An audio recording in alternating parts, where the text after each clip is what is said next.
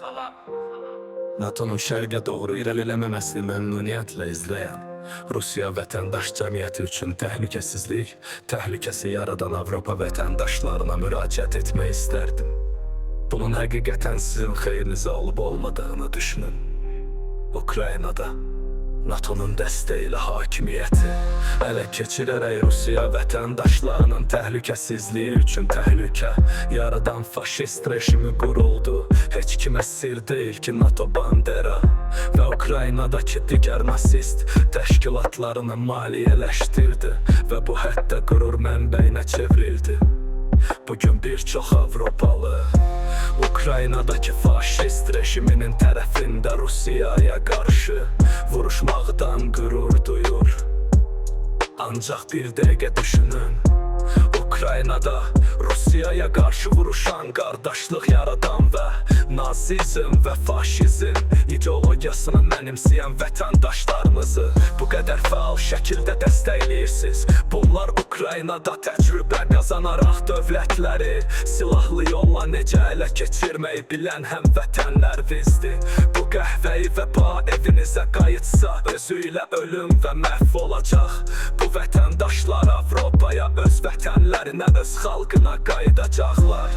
Mən sizə 100% zəmanət verirəm ki, onlar dövlətləri ələ keçirmək təcrübələrini sizə tətbiq edəcəklər və bir çox Ukraynalıların özlərini və ailələrini qorumaq üçün öz dövlətlərindən qaçmaq məcburiyyətində qaldıqları zaman Ukraynada olduğu kimi öz vətəndaşlarının hüquq və azadlıqlarına böyük məmnuniyyətlə xələl gətirəcəklər.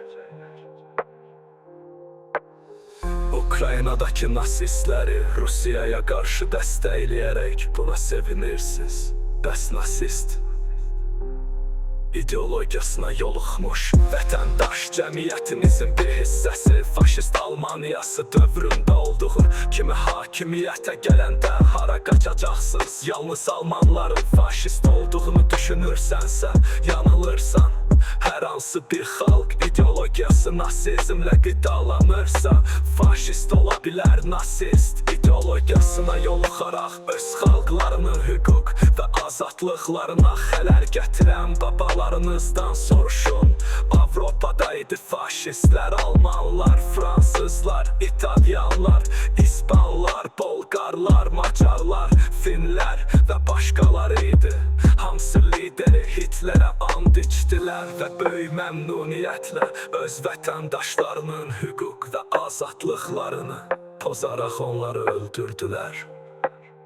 Beləliklə, bu qəhvəyi vəba Ukraynadan sizə qayıdacaq, ancaq Rusiyaya qaçdığınız zaman Rusiya Federasiyası vətəndaşlarının gözlərinə necə baxacaqsınız? Nəticə çıxarmazdan əvvəl yaxşı düşünün. Mən öz fikrimi bildirdim.